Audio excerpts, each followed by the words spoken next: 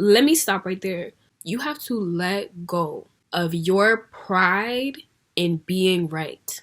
You know, back in the day, I really used to think of myself as a perfect person, absolutely flawless, no shadow side. Nothing was wrong with me, but there was something wrong with everybody around me.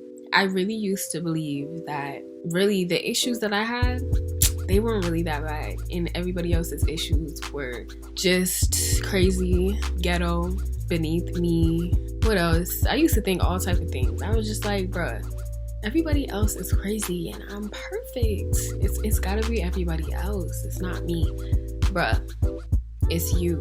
9 times out of 10, if you believe that you are a perfect person, then that means that you're probably an extremely unbearably judgmental person. If you believe that you are perfect, then that means that everybody else is imperfect and you probably will judge them for it. Now, a lot of the times when you're extremely observational, why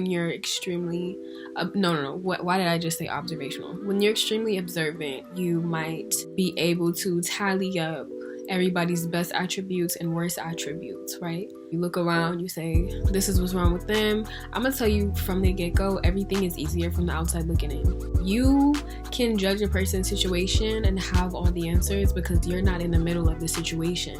You don't have the mindset of the person that's in the situation because you're a completely different person. But I will be real with you, when you are in the middle, when you're in the thick of it, this is why they say hindsight is 20/20. When you're in the thick of it, you don't have all the answers, Sway. You don't have all the answers, Sway. And I just thought, because y'all, I don't want to get vulnerable, but it might call for that, y'all.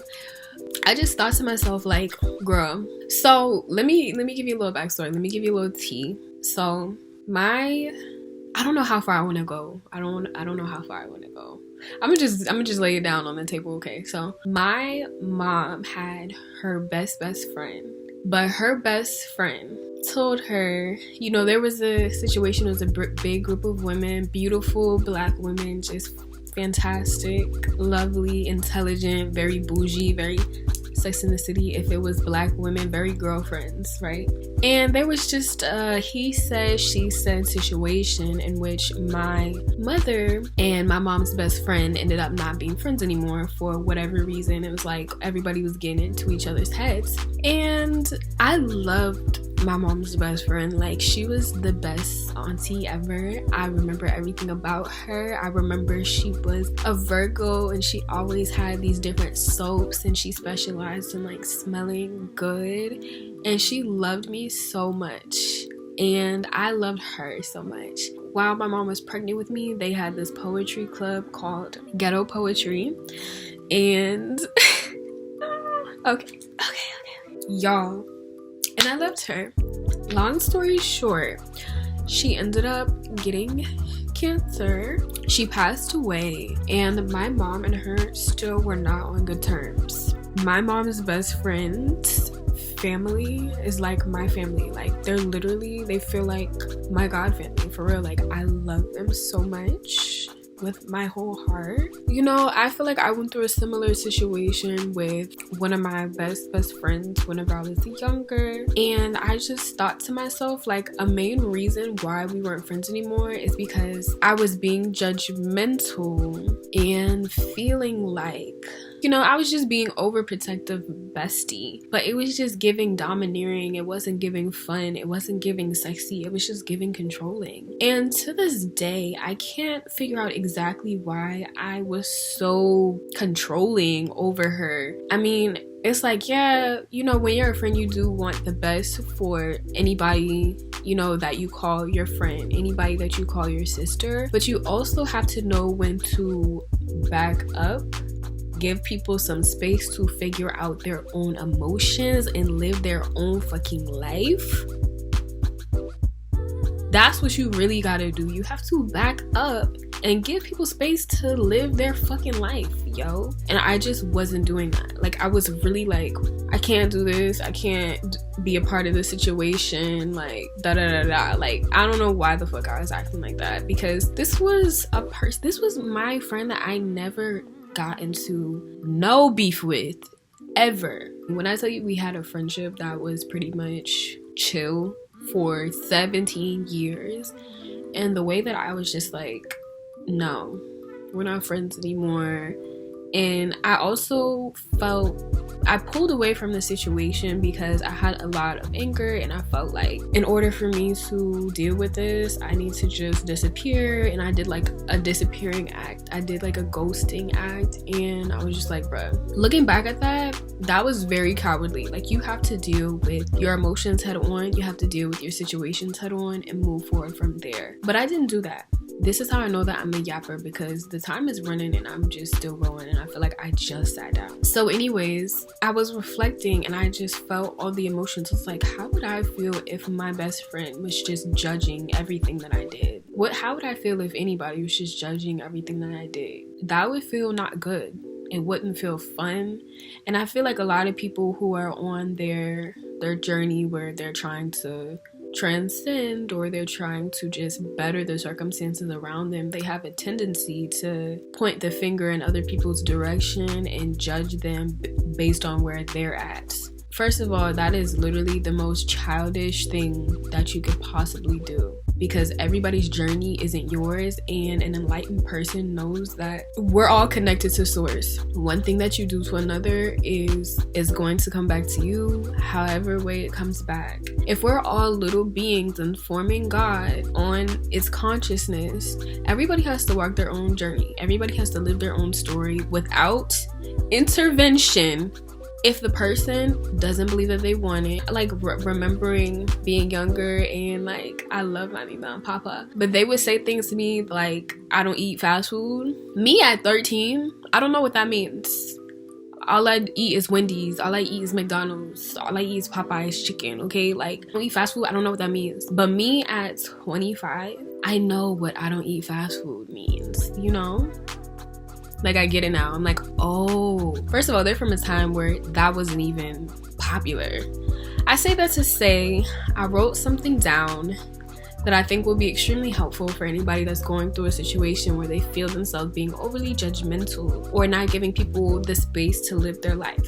I said, look at life as a mirror. It can only reflect to you what you bring in its reflection. We all know this, sure, but the key to understanding is realizing that when we put ourselves in the place of judgment, superiority, right or wrong, we will continue to be met with more people to judge that we believe are inferior, that are always in the wrong.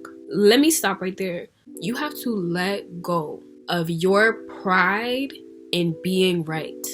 This is wrong. This is right. This is right. This is wrong. Shut the fuck up. You have to stop. The minute that you're judging someone else based on what is right and what is wrong, you yourself are in the wrong.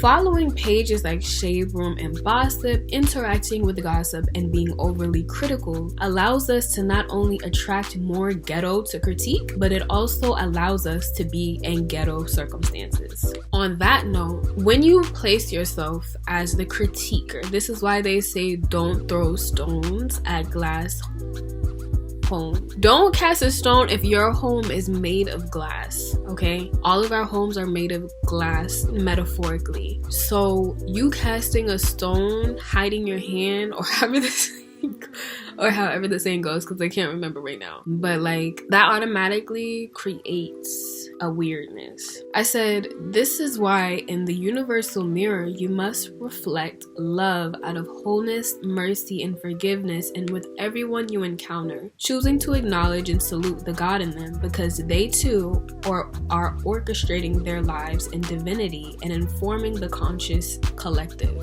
The collective consciousness. Whenever you put yourself in a place of judgment, it hardens your heart. It doesn't allow for love to come in, because when you're judging, you're quite literally out of love. You're quite literally viewing yourself as separate from someone else, or better, or worse, or whatever the case may be, and you're automatically out of a frequency of love. There's no love behind judging. I'm sorry. There isn't. It just hardens your heart and sets impossible expectations on other people that really you don't even need to place on them. The key to attracting more love in your life is approaching everything you do with love. Not love for the sake of control or manipulation, but a pure love that doesn't judge and only offers criticism if it's constructive and centered around truth. Because the less accepting you are of others and the choices they make, the more circumstances you create for others in entirely different situations to be judgmental and unaccepting of you. And it's not always linear. And when I say it's not always linear, I mean it's not going to be the same people that can turn around and judge you. You're going to be put in circumstances or situations where you find out somebody's was judging you and talking shit about you, and you go, damn, that one stung a bit. Damn, not you, fam. That one stung a bit. It just is what it is. So first of all, we're not perfect people. Second of all, if you are a person that's being judged, if you are a person that you feel like you have a judgy ass friend, never place their value of importance as being more significant or important than your own, or significant and more important than God's, because it will never be that. Period. You will also create a circumstance that allows you to live the life of those you judge in whatever degree. I'm not sure how true that is, but I kind of wrote that because I was like, what if you were put in a circumstance where you live the life of the person that you judged? Because it could quite possibly be you. Everybody says it can't be me, but it's like, if you live the life that the person that you're judging lived, it would be you.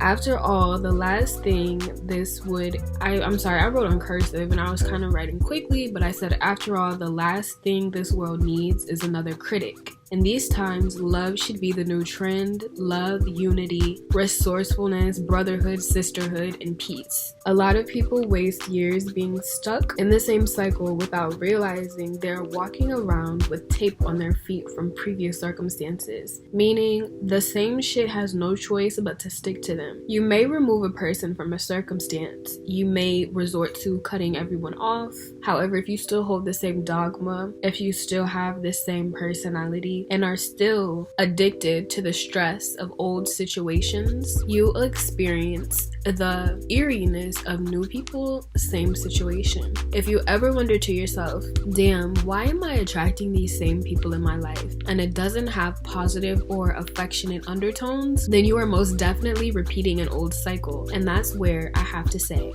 it's not them, it's you. Thank you for coming to my TED Talk.